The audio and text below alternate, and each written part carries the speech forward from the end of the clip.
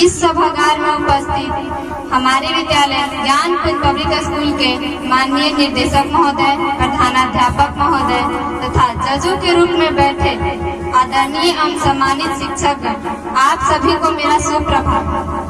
मैं आशा करती हूँ कि आप सभी अच्छे होंगे। मैं खुशबू पटेल वर्ग 10वीं की छात्रा आज बहुत ही खुशी महसूस कर रही हूँ कि मुझे इस भाषण प्रतियोगिता में कुछ बोलने का सुनहरा अवसर मिला है, जिसके लिए मैं धीरज सर का तहे दिल से शुक्रिया अदा करना चाहूँगी, जिन्होंने मुझे इस लायक बनाया कि मैं इस भाषण प्रतियोगिता में अपनी बातों को रख सकूं। साथ ही साथ मैं जजों का भी शुक्रिया अदा करना चाहूँगी, जिन्होंने मुझे इस काबिल समझा कि महिला सशक्तिकरण जैसे गंभीर मुद्दे पर अपनी बातों को प्रकट कर सकूं। क्या हूँ मैं, कौन हूँ मैं, बस यही सवाल करती हूँ मैं। तुम नारी हो, लाचार हो, बेचारी हो, बस यही जवाब सुनती हूँ मैं। जब बड़ी हुई समाज के रस्मों को जाना पहचाना, अपने सवालों का जवाब मैंने खुद में ही पाया। लाचार नहीं, बेचारी नहीं, मैं धधकती चिंगारी हूँ। छेड़ो मत जल जाओगे, कि छेड़ो मत जल जाओगे, मैं दुर्गा और मैं ही काली हूँ। माता पिता का अभिमान हूँ, देश की शान हूँ, मैं नारी हूँ, इस देश का आधार हूँ। सर्वप्रथम आप सभी के सामने यही सवाल उमड़ रहा होगा कि आखिर महिला सशक्तिकरण क्या है इसका अर्थ। तो मैं आपको बताती चलूं कि महिला सशक्तिकरण का अर्थ है महिलाओं को बिना किसी भेदभाव के जीवन के प्रत्येक क्षेत्र में स्वतंत्रता पूर्वक कार्य करने का अधिकार देना तथा समाज के रिवाजों और परंपराओं से मुक्ति देना है। अब आप लोग सोच रहे होंगे कि महिला सशक्तिकरण की आवश्यकता क्यों पड़ी, तो मैं आपको बताती चलूं कि आज भी हमारे इस समाज में कुछ ऐसे तत्व शामिल हैं जो ये सोचते हैं कि एक महिला एक पुरुष के समान नहीं होती। तो मेरा प्रश्न है ये उन लोगों से, यदि वे ऐसा सोचते हैं तो वे अपनी बेटी, माँ, बहन या पत्नी के इलाज के लिए एक महिला डॉक्टर को ही क्यों ढूंढते हैं? क्या है आपके पास इस सवाल का जवाब? कहने को तो नारी शक्ति की लंबी जुबान की हर कोई शिकायत करता है, पर फिर कोई क्यों नहीं एक गूंगी लड़की से शादी करने को तैयार होता है? क्या मेरे इस सवाल का जवाब यहाँ मिल सकता है? आजकल फेसबुक के बारे में तो सभी जानते होंगे।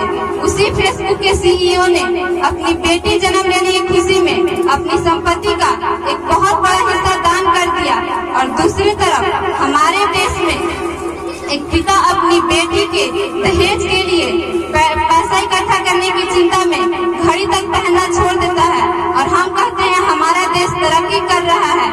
अरे क्या अजीब रिवाज है ना हमारे इस समाज का। नियत आदमियों की खराब होती है और घूंघट महिलाओं से निकलवाया जाता है, परंतु आज भी हमारे इस समाज में महिलाएं पुरुषों के साथ कंधे से कंधा मिलाकर आगे बढ़ रही हैं। तो इन्हीं चंद शब्दों के साथ समय को ध्यान में रखते हुए कुछ शब्दों के साथ मैं अपनी वाणी को विराम देना चाहूंगी। बनो न सीता है नारी तुम, दुर्गा का अब रूप धरो। बनो न सीता है नारी तुम, दुर्गा का अब रूप धरो। हाथ में लो कृपाल कटार और अपनी रक्षा स्वयं करो, अपनी रक्षा स्वयं करो। जय हिंद, जय भारत, जय नारी शक्ति।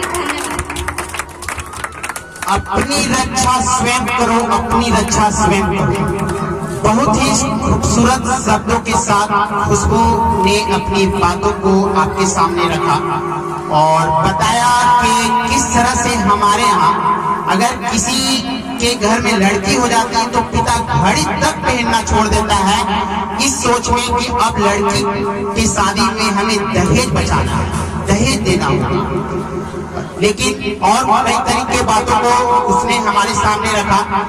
मैं उसकी बातों को सुनकर मैं भी अनुरोध करता हूँ यहाँ पर उपस्थित सभी लड़कियों से, निर्भर ना रहो इस दुनिया पर, निर्भर ना रहो इस दुनिया पर। ये लज्जित लोग क्या तुम्हारी लाज बचाएंगे?